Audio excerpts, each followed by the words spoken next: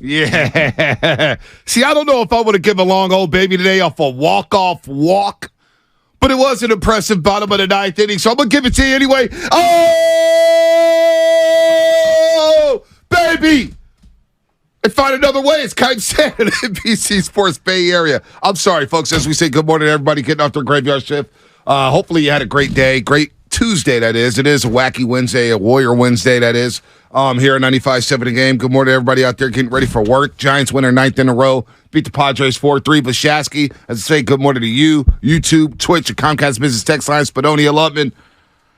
We're going to start with the Giants, but I had a hard time not looking at the Padres saying, damn, they are a mess. I could not get over the last two games. Late in the execution. Walking guys, not finding the strike zone, getting caught at third base in a rundown, getting caught stealing in the second at bat of the game 2 days ago. I can't get over how bad Bo Mel is managing that team. I can't get over how bad they are fundamentally. They are an absolute joke. All the money they spent in the world, and they can't get the little things right. I could not get over that all night long. Although Giants, look, give them their credit. They're not swinging at bad pitches. They're doing a great job of taking pitches. Casey Schmidt did a great job there. Luis Matos, but I couldn't get over the Padres last night. Well, who won the offseason this year? It's about like maybe the Padres. Mets, Padres, like certain teams that have these Cardinals. Huge. I mean, even the Cardinals, they kind of like moved off some guys at the deadline last year to kind of free up some room. But it feels like teams that won at the offseason are really struggling. Now, the Twins are one of the few teams that it feels like the Correa deal's a long-term deal for them. We'll see, but their pitching's looking really good. Mets are struggling. They're bad. Struggling. I'm looking at the Phillies acquiring Trey Turner. They've been struggling, underperforming what most people expected, even with some of their injuries heading into this year. And then obviously the Padres, who are the template for what everyone was looking at and going, wow, you are a quote-unquote small market team. You're spending gazillions of dollars. Manny Machado opts out. You give him another 10-year deal. Xander Bogaerts gets an 11-year deal. Juan Soto still hasn't gotten paid. Fernando Tatis coming back off of a suspension. He's going to miss the first month. Yep. And it just feels like there are a bunch of individuals trying to play the game. And even though it's a team sport, it's kind of actually really an individual sport. You got to understand, you got to keep the line moving. And I look at that team as you're talking about guys running off of bases and things like that. It doesn't feel like they're keeping the line moving. It's like, I'm trying to get mine. Fernando Tatis Jr. feels like a mercenary right now. He feels like the odd man out on that team. He does, even though he is carrying that lineup. He's been awesome. But I don't think they like him. Yeah, that's unfortunate. That's unfortunate. They need to get to like him. I mean, that shouldn't inhibit you from not swinging at bad pitches. I agree. It shouldn't enable you to not getting caught on the base pass like Kim did early in the game. Look, they've left 18 guys on base in the first two games of the series to go down 0-2. And they had chances Monday night and Tuesday night to blow the game open. Agreed. They had a chance to blow the game open. Look, Anthony DeSclafani was not good yesterday. I'm sorry, folks. He was just not good. All right? The Giants got away with one. And I'm thinking to myself, how are they going to sustain this? Now, I don't want to rain on anybody's parade. They won 9 in a row. They're on fire right now. But I want to take a long, just a month from now. They're 9 games over 500. The Padres, like the Diamondbacks, I don't see them letting the Giants off the hook for some of the mishaps early in the games. Lack of pitching, lack of execution offensively. The Padres, again, they come up with 10 hits yesterday. Early in the game, I'm thinking, boy, they got guys on second and third, bases loaded, first and third. DeSclafani was an absolute mess. It was an absolute mess. And the Padres, under Bob Melvin, who a lot of people think is one of the game's best managers. I don't, but a lot of people do. They failed to blow the game open, and the Giants just creep back in. Run in the fourth, run in the seventh, run in the eighth, run in the ninth. And it's just like, damn, the Padres I could not get over them. Well, I find this fascinating, and I'm not questioning your thought process here. I want to have this conversation. Like in baseball, obviously there's like pitching changes. Right. And there's, substitutions. Right. For example, last night in the ninth inning, after Crawford gets a base hit to tie the game. Right.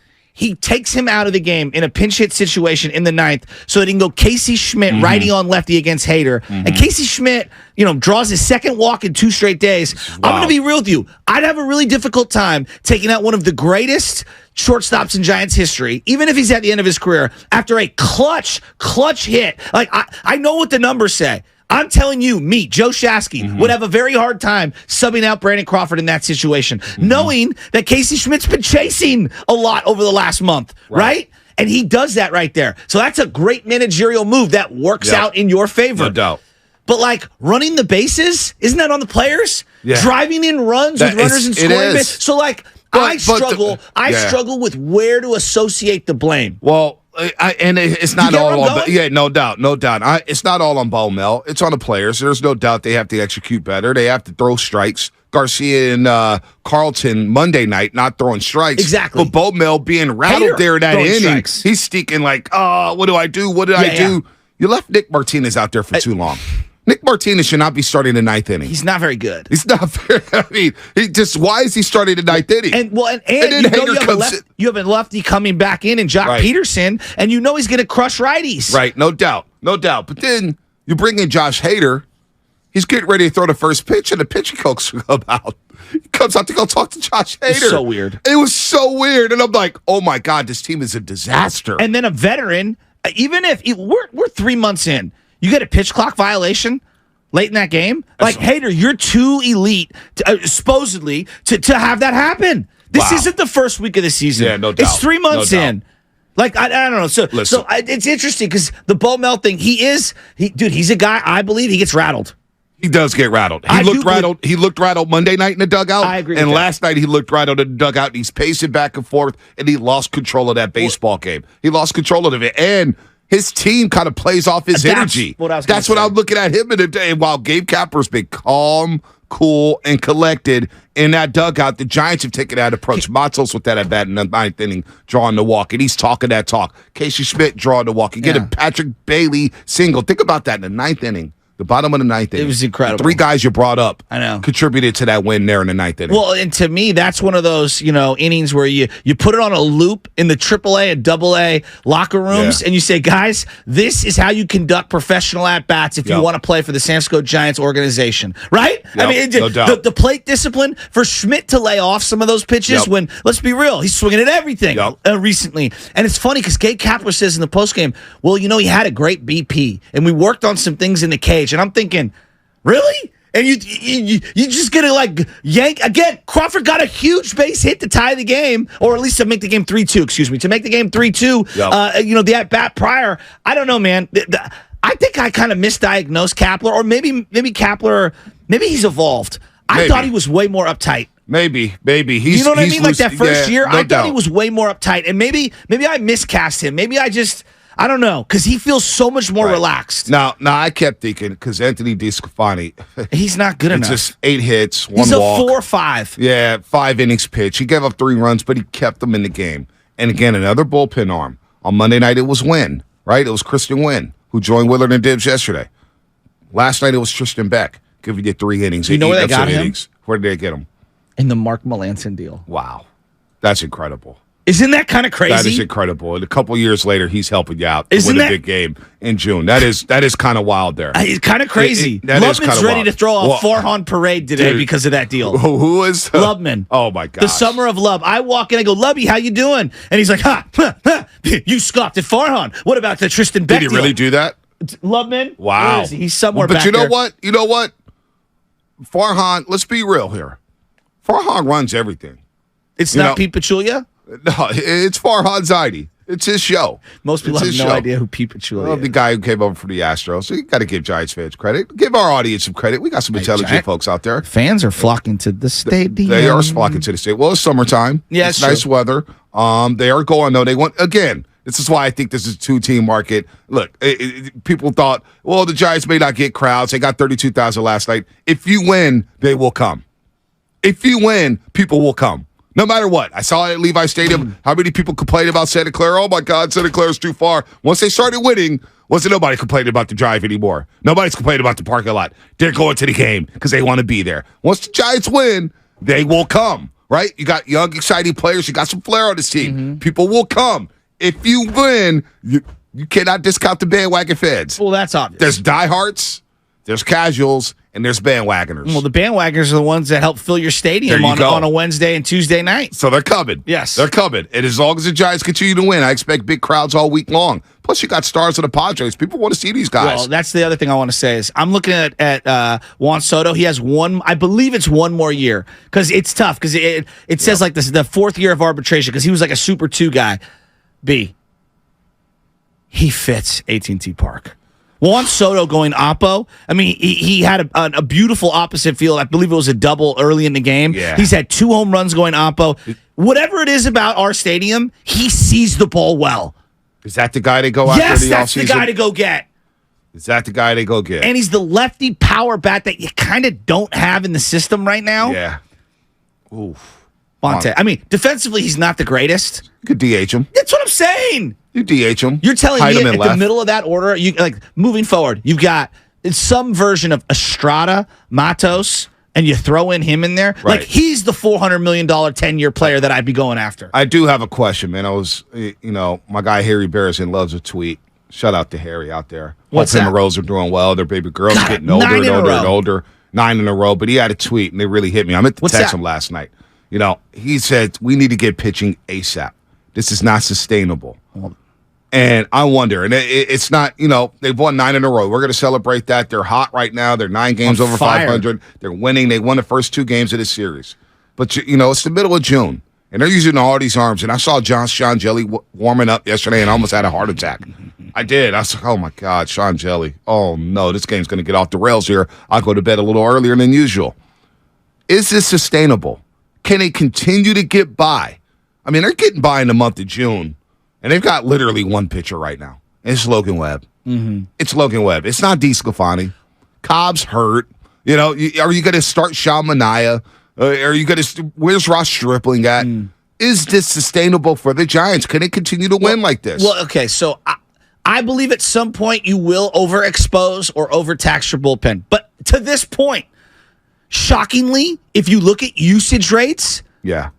they've actually haven't used that many of their relievers because they've done a really good job on the taxi squad. Yeah. They bring in random guys up. Randomly, guys have been going to the IL at certain times to where maybe they don't get overtaxed. And so it feels like they've massaged it for now. But let's call it B. They're walking a tightrope. They are. That's They're all I'm walking saying. a tightrope. That's all that I'm saying. at any moment they could fall Right. and hurt themselves. 13-4 in the month of June. 13-4 in the month of June.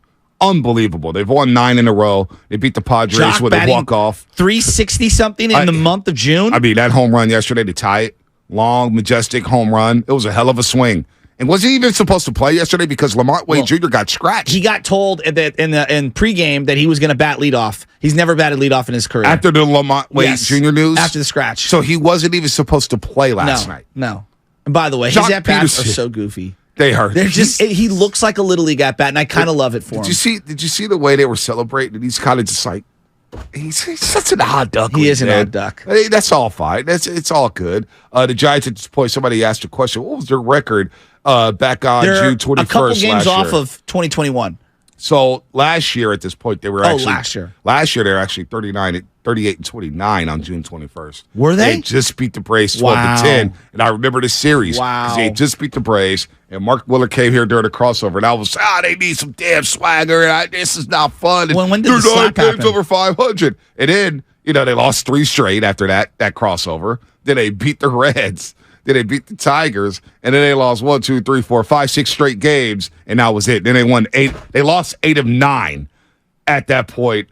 Hell, it wasn't even 8 of 9. It was 12 of 14 after 9 games over 500. Well, the DeSclafani thing is very concerning because to me, you paid him to be a 2, and he's been barely a 4, right? Is he a 2? Did he get paid to be a 2? I mean, on this team, the way they value pitching, it feels like they did. Maybe I'm being aggressive. Maybe it was more of a 3. Yeah. But Bonte, I don't think he's been good enough. He's had a couple of good starts, especially early in the year. His month of April was very good. Yep. Outside of that, he's had 2 what I would deem to be good starts since April. Yeah. 2. Yeah, that's I just He's got a 7 ERA in June. he's got to step his game And up. it's the hits. To me, it's the walks plus the hits in the amount of innings per pitch. He's basically averaging 1.25 walks and hits per inning pitched. That means there's a runner on. And then if you look at his splits when he has a runner on second or a runner on third or runners on second and third, these guys are batting like 500 off him. Yeah, no, that's not good. No. It's not good. He's got to bear down. That's what rookies do. Well, you talk about bearing down, and I was at that Orioles game on a Sunday afternoon. He doesn't get a call. He gives up a couple reeky-deeky hits, and he loses it mentally. And he just loses everything. The wheels just fall straight off the train. I trust Beck much more and Win much more than DeSclafani right now. Wow, that's sentences not good. I didn't expect to say this year. That's not good. Because I That's saw not Beck good. against Arizona. I was like, who's this guy? And I didn't even know who the hell he was. Yeah, I didn't know who the hell Tristan Beck was. I didn't know who Kristen Wynn was. But you know what? 2 straight guys. That's what I'm saying. You know what? And look, you got to give Farhan some credit here. Give Farhan some credit here. Now, the offseason, he's got to learn how to sign guys. That's been a failure. Signing guys to help the roster. That's a big-time failure. Yeah. But you got to give him credit on some of these guys. And that's what he does. He does find pitchers. Well, he he works found the back end of the roster. Yeah, no doubt. I'll give him that. And you know what? It's not really a 26-man roster. It's more like a 33-man roster because he's calling guys Agreed. left and right, up and down. They use up the and down. IL. They use the IL as yeah. a way of sending guys down and up. Like, I know that's me, sounding like I'm being nefarious or they're being nefarious, but let's call it what it is. That's what they're using. They're using the IL to their advantage. Well, the Dodgers used to do that a lot, too. They still do that a lot, too, where they'll kind of hide guys on the IL, especially pitchers, to kind of get them, extra rest. Lovey. Now that you're here. Okay. The Mark Melancon trade. Give Bonte what you gave me the second I walked in the door. Oh, it's become one of Farhan's best trades. I mean, just when they got rid of him at first, getting off that contract was huge. But then, the way that, I never expected anything from Tristan Beck, and he's been one of their most solid options out of the bullpen, especially this month. .75 ERA in the month of June so far. Unbelievable. For Mark Melancon multiple years ago. Unbelievable. I thought it was just a salary dump. Yeah, this is just unreal what's going on with the San Francisco Giants right now.